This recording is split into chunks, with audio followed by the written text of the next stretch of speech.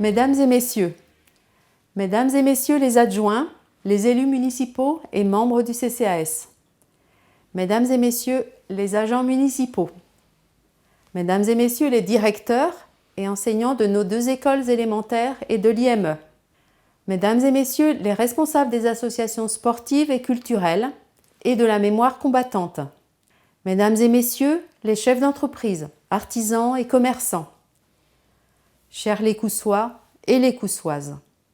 Pour mes premiers vœux en tant que maire, en cette fin d'année 2020, je m'adresse à vous par cette forme inhabituelle, contexte oblige, afin de relater les actions 2020 et surtout évoquer les projets pour notre commune et ses habitants.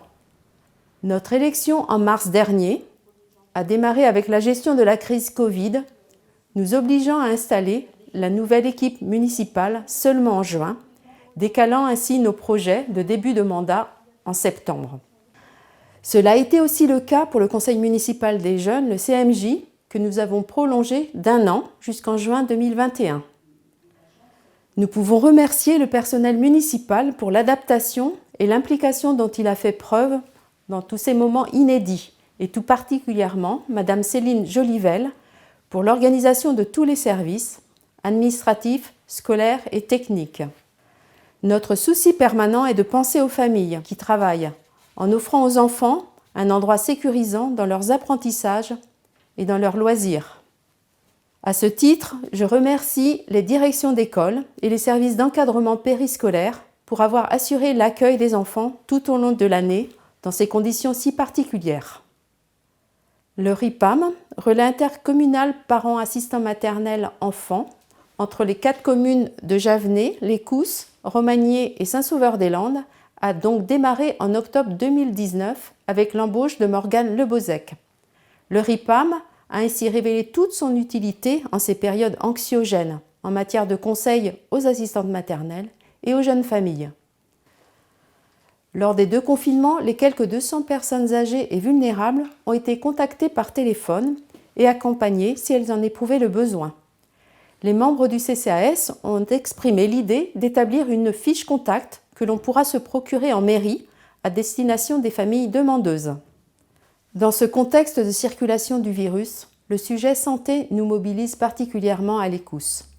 L'annonce cet été du départ en retraite du médecin sans successeur nous préoccupe fortement. Je comprends le stress des patients et celui du docteur Ledu. Dès juillet, j'ai alerté le Conseil de l'Ordre pour leur faire part de notre interrogation. Les jeunes diplômés de l'année sont très sollicités et les généralistes sont en nombre insuffisant pour répondre aux besoins des secteurs éloignés de la métropole rennaise. Notre territoire est du département va basculer en zone d'accompagnement régional selon le classement de l'ARS. Nous sommes tous dans les mêmes problématiques de recherche, quel que soit le lieu d'exercice des médecins, qu'ils soient seuls, en cabinet médical ou en centre de santé. La structure du pays de Fougères, dans le cadre de sa mission santé, nous accompagne depuis cet été. Nous mettons en œuvre tous nos réseaux et envisageons toutes les pistes. Je vais réunir en janvier les professionnels de santé de Lécousse ou à proximité, engagés dans le contrat local de santé de Fougères-Lécousse. Ce dossier sera travaillé conjointement avec la ville de Fougères. Enfin, nous sommes tous concernés par ce sujet. Aussi, vous pouvez nous aider à trouver des candidats potentiels dont vous auriez connaissance dans votre entourage. Nous sommes ouverts à toute suggestion. N'hésitez pas à nous en faire part.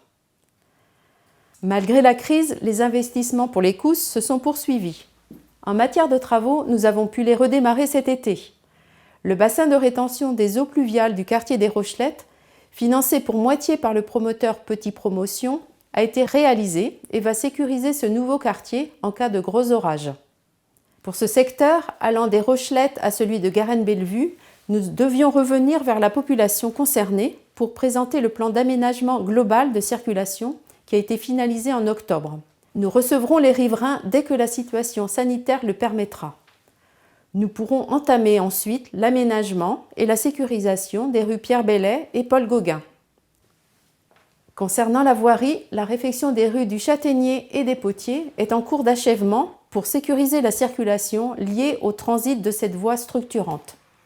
Les éclairages et trottoirs ont tous été refaits.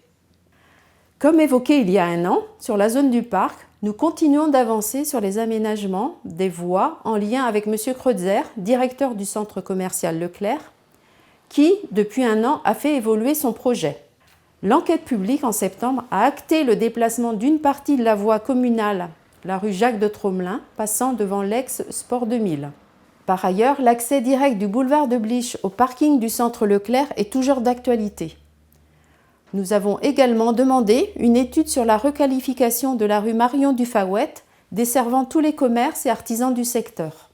C'est un dossier d'investissement qui prendra forme à horizon 2022.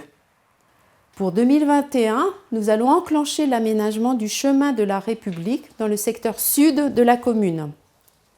À la rentrée de septembre 2020, la ligne 6 du bus urbain, le SURF, a été créée pour desservir ce nouveau quartier urbanisé.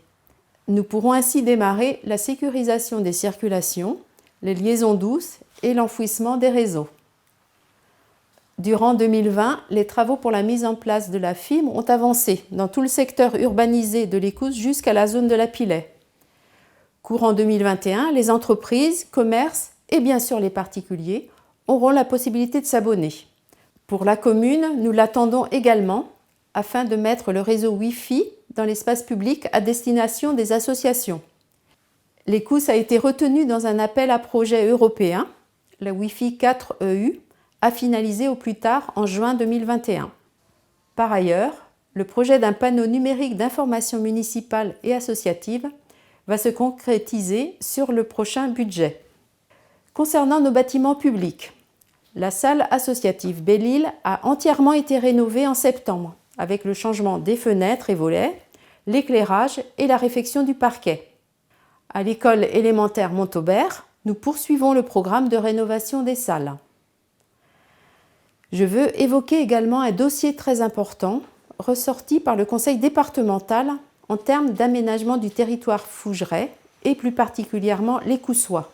Le dossier du contournement nord de Fougères a été relancé dans l'été, avec plusieurs fuseaux étudiés. Les propriétaires fonciers ont déjà été reçus en juillet. Des concertations par atelier étaient prévues dans l'hiver, mais tout est décalé en janvier au vu du contexte sanitaire, à suivre de très près. Du point de vue réglementaire, le règlement local de publicité va arriver à son terme après une année de révision et entrer en vigueur au 1er janvier prochain. Il régit, selon le Code de l'environnement, toutes les enseignes, préenseignes et publicités des commerces afin de limiter la prolifération de celles-ci. En matière d'urbanisme, malgré l'arrêt constaté au printemps, l'activité a été encore soutenue, avec le dépôt de 36 permis de construire pour des maisons individuelles et 14 pour des maisons en bande, soit au total 50 logements pour l'année 2020. D'autres lotissements sont en cours d'étude. Les 2 premiers immeubles collectifs de l'Écosse vont être livrés en 2021 et totalisent 45 appartements construits par Fougères Habitat en logement social. Nous participons au financement à hauteur de 17 000 € par logement. Nous atteindrons ainsi les 100 logements réalisés avec l'Office public d'habitat Fougerais. Pour information, l'Office a intégré Fougères Agglomération en 2017 et va se rapprocher de l'Office public rennais Néotoa au 1er janvier 2021. Ce dynamisme se traduit également au travers des 34 naissances à l'Écosse cette année. Aussi, depuis plusieurs années, nous aimons organiser la cérémonie d'accueil des nouveaux habitants en janvier, que nous espérons pouvoir réaliser. Cet accueil est un moment privilégié d'échange et de présentation des élus et de notre commune. Le multiservice bar tabac épicerie du centre-bourg va changer de locataire gérant début 2021. L'appel à candidature a attiré 3 projets différents. Les 3 candidats ont été auditionnés par le groupe de travail avec l'appui de la CCI. Ce commerce se veut être un lieu convivial, créant de l'animation au centre-bourg et rendant des services de proximité. Le projet de M. Christophe Roger a été retenu au conseil municipal du 11 décembre. Nous aurons l'occasion d'en reparler plus largement dans notre journal d'information municipale.